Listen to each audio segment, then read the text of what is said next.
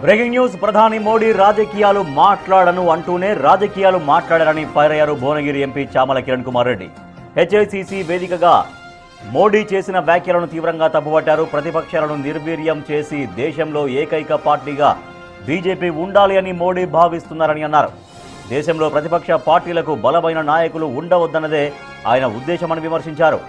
మోడీ తాను దేశంలోని అన్ని రాష్ట్రాలకు ప్రధానమంత్రిని అనే విషయం మర్చిపోయినట్లు ఉన్నారని సెటైర్ వేశారు ఎంపీ చామల. ఈ మాత్రం కూడా చిత్తశుద్ధి లేదు. ఉంటే తెలంగాణ విభజన జరిగినప్పుడు ఉన్నటువంటి మిగిలిన హామీలను ఎప్పుడూ నెరవేరుదురు. ఈరోజు చంద్రబాబు నాయుడు గారు మీకు మద్దతు పలికినందుకు ఆంధ్రప్రదేశ్కి ఏ విధంగానైతే సహకరించాలనుకుంటుర్రో, ఎందుకంటే వాళ్ళు డబుల్ ఇంజన్ సర్కార్లో ఉన్నారు కాబట్టి, అదేవిధంగా మీరు ఒక ప్రధానమంత్రి భారతదేశానికని మర్చిపోవద్దు. మీరు ప్రధానమంత్రి ప్రతి రాష్ట్రానికి, ప్రతి రాష్ట్రం నుంచి వచ్చే నిధులనే మీరు తిరిగి డెవలప్మెంట్కి ఇస్తారు. మీకు స్వతహాగా ఏమి నిధులు ఉండవు. కాబట్టి ఏ రాష్ట్రానికైనా ఏదో ఒక మెజర్మెంట్ ప్రకారం, అంటే వాళ్ళ నుంచి కలెక్ట్ చేసేటువంటి ట్యాక్స్ల పరంగా కానీ, లేకపోతే అక్కడ జరుగుతున్నటువంటి డెవలప్మెంట్ కార్యక్రమాలకు కానీ సమానంగా పంచాల్సిన అవసరం ఉంది.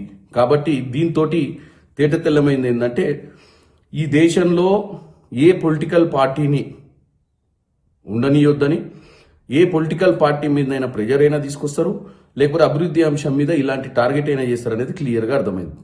రేవంత్ రెడ్డి గారు కేవలం నిన్న రాష్ట్ర భవిష్యత్ కోసం, రాష్ట్ర ప్రయోజనాల కోసం, రాష్ట్రంలో ఇచ్చినటువంటి హామీలను నెరవేర్చనికనే ఆయన నరేంద్ర మోడీ గారిని ప్రాధేయపడ్డారు.